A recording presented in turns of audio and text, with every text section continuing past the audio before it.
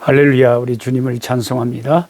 하나님을 사랑하는 사람들과 함께 유튜브 채널을 통해서 매일 말씀을 서너 장씩 읽고 묵상해서 1년의 성경 일독하는 꿀송이 보약 큐티 시간이 또 돌아왔습니다. 오늘은 2023년 7월 25일 화요일입니다. 오늘의 읽을 말씀은 이사야 29장에서 32장까지를 읽겠습니다. 오늘은 여러분들이 이사야 성경을 읽을 때에 특별히 이 말씀을 읽다 보면 이 용어가 어려운 용어가 나와요.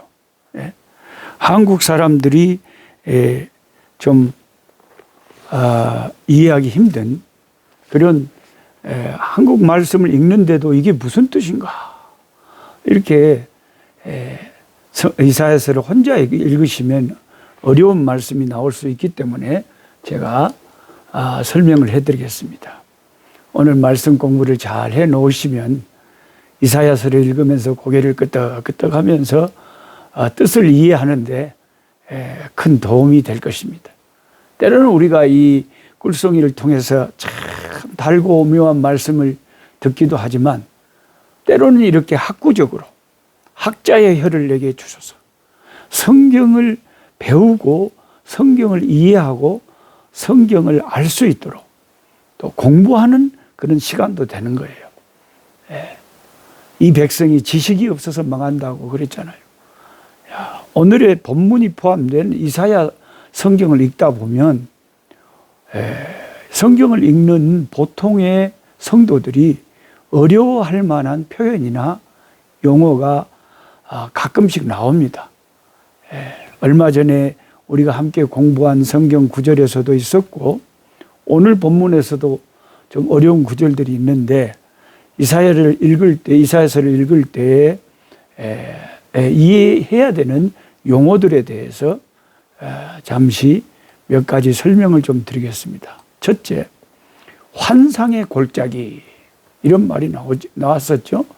이사야 22장 1절입니다. 노트를 가지고 펜이 있으신 분은 적어가면서 이 꿀송이 성경 공부를 하면 더 좋습니다.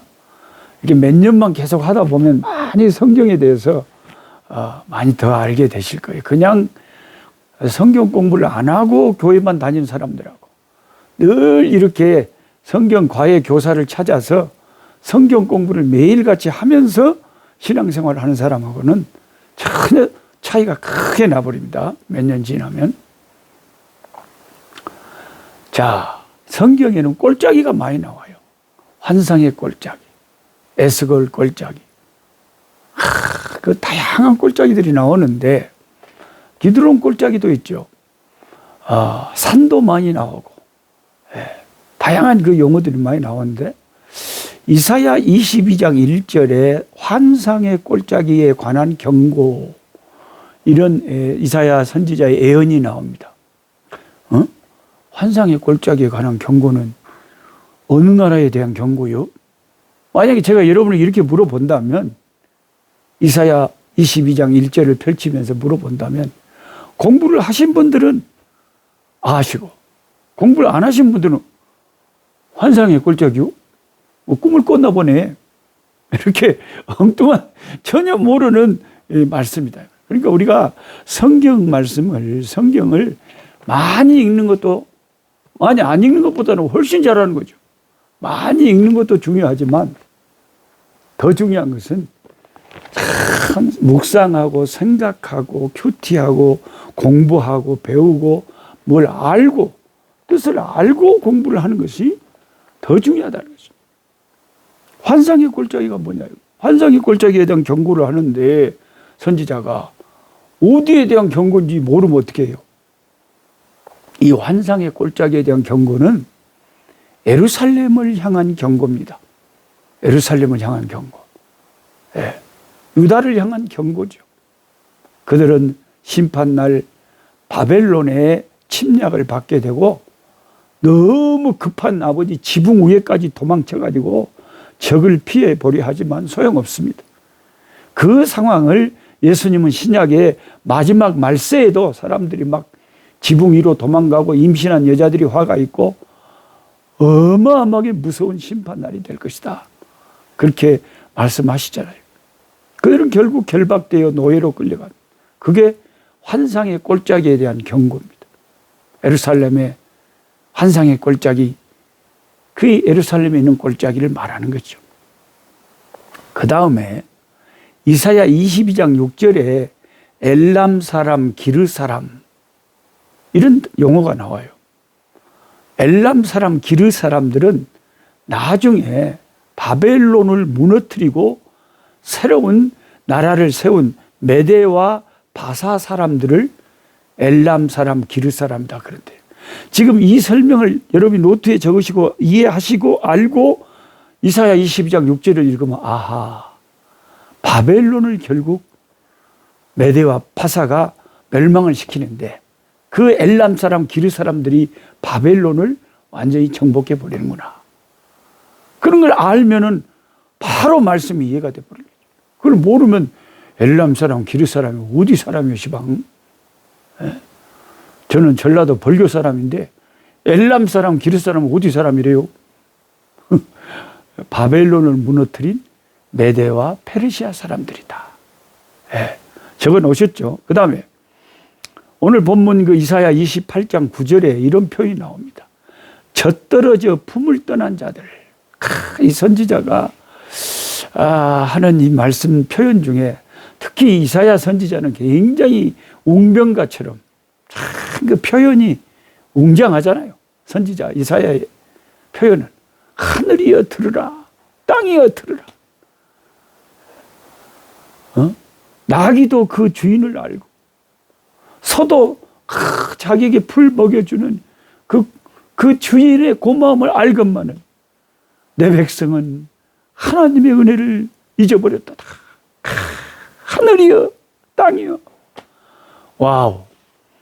이사야서를 읽는 분들은 이사야 선지자가 보통 웅변가가 아니란 걸 알게 될 겁니다. 이사야 28장 9절에 젖떨어져 품을 떠난 자들이라. 이게 뭔 말이냐요? 제가 성경 시험을 여러분한테 딱 낸다면은 주관식으로 공부 안 한 사람은 대답 못 할 거예요.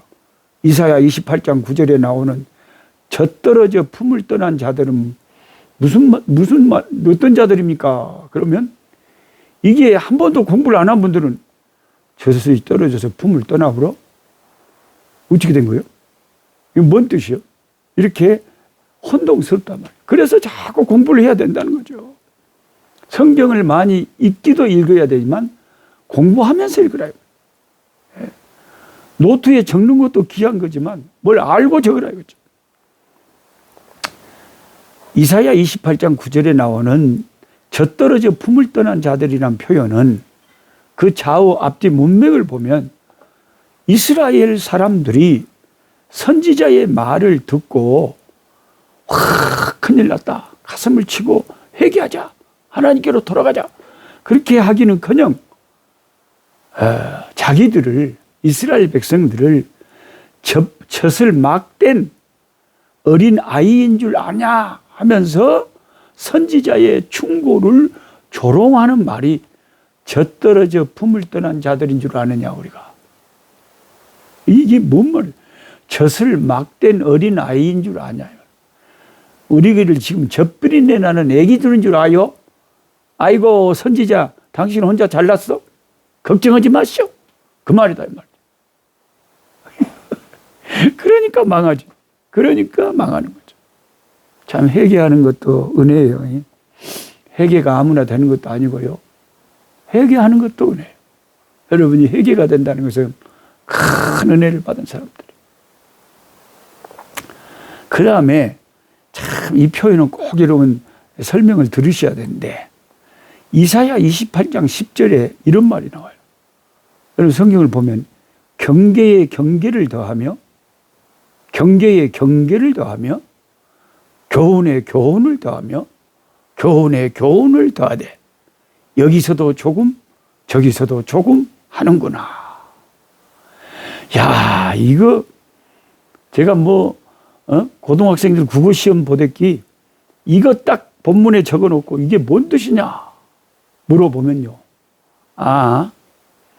공부 안 한 분들은 목사님들도 모릅니다. 이게 뭐 성경에 있는 말 있단께요?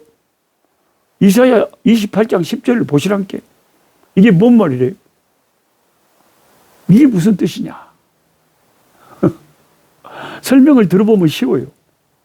이스라엘 백성들과 간원들이 술이 가득 취해가지고 선지자의 말을 조롱을 하는 거예요.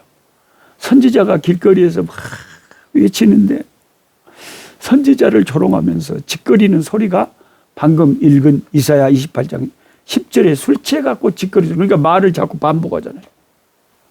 아이고 그 선지자가 오늘 또 여기서 조금 저기서 조금 우리들한테 경계에 경계를 더하고 교훈에 교훈을 더하고 경계에 경계를 더하고 교훈에 교훈을 더하네. 이렇게 술 취해서 선지자를 조롱하고 있는 말이 이 말이에요. 이 의미를 알고 여러분이 성경을 읽으시면 아이고 이스라엘 백성들이 참 갈 때까지 갔구나. 어떻게 하나님 말씀을 전하는 귀한 하나님의 선지자를 이렇게 술 취해서 조롱할 수가 있을까? 그러니까 그들이 그렇게 비참하게 망했지 하고 이해를 할 수가 있다는 거죠.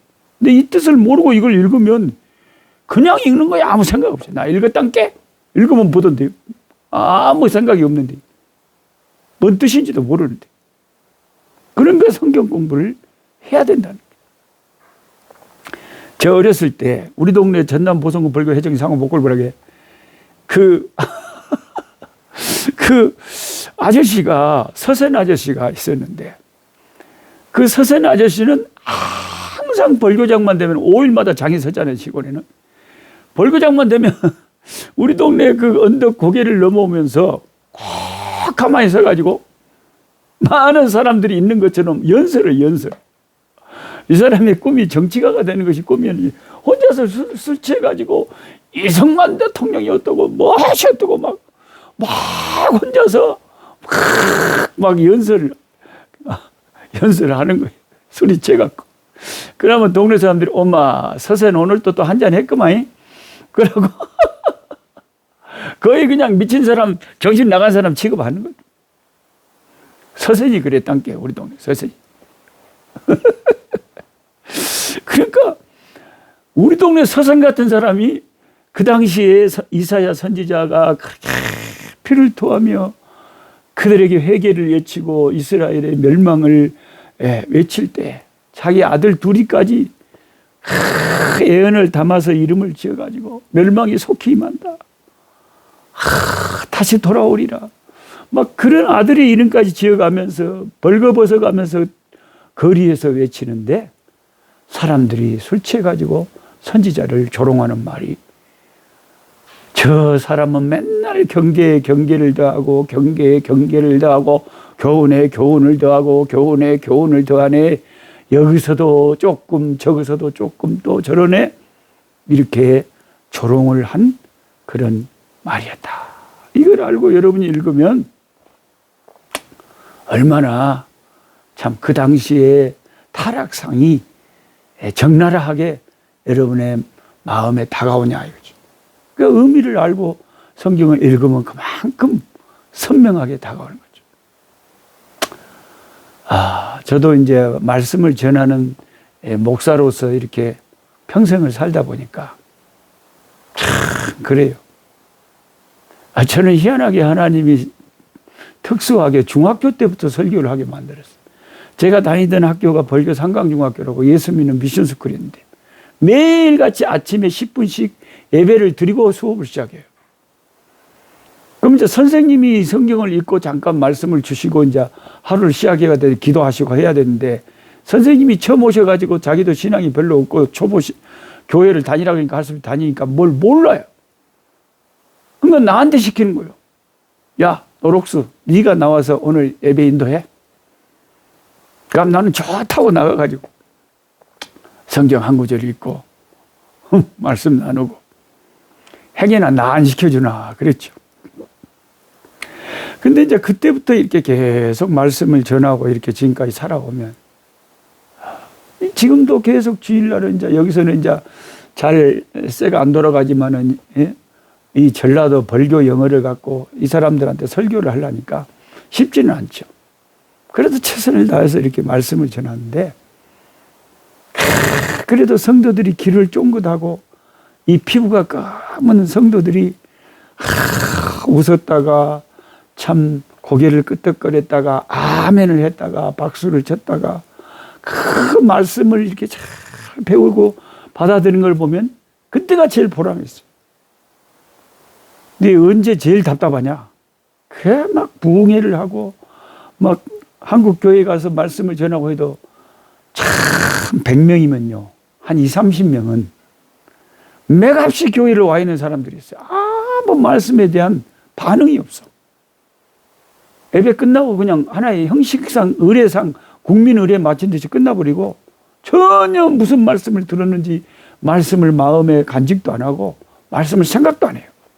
아주 그런 교회 그 소풍 오듯이 교회 놀러 가듯이 오는 사람들이 항상 20, 30%는 돼요. 그런 사람들을 보면 참 답답하죠. 아, 교회 안에 있는 불신자구나. 그래. 마지막으로 이사야 29장 1절에 오늘 아리엘이라는 단어가 나옵니다. 아리엘. 볼펜으로 적어 놓으세요. 아리엘이 뭐냐? 엘이라고 하는 것은 항상 성경에 엘은 히브리어로 하나님이시니까.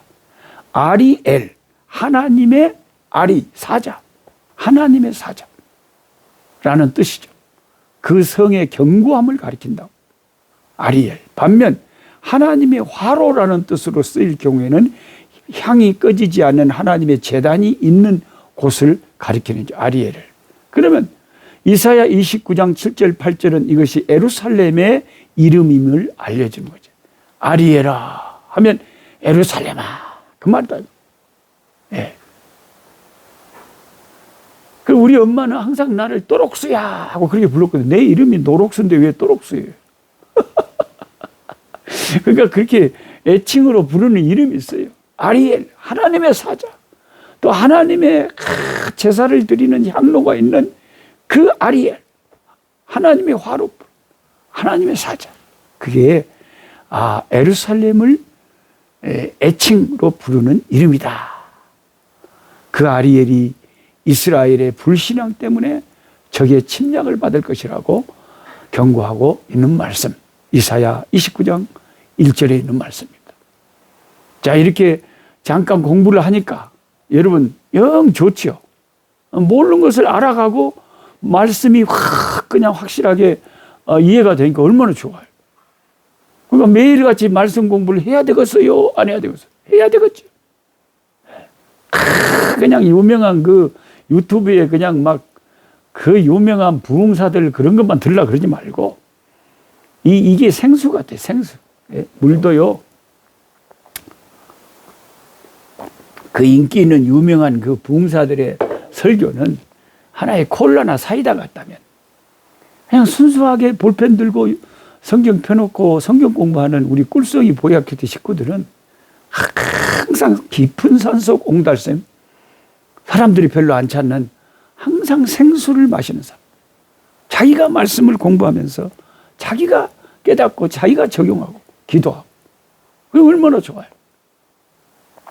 하나님 감사합니다. 오늘 또 말씀 공부할 수 있게 해주시고 또 말씀을 아버지 가까이 할 수 있게 해주셔서 감사합니다. 하나님 사랑했던 가슴에 품었던 그 아리엘, 하나님의 사자, 하나님의 그 제단의 불이 항상 타는 그 하나님의 화로의 제단, 그 예루살렘이 그들이 타락함으로 인하여 멸망할 것을 선지자는 경고하고 있습니다.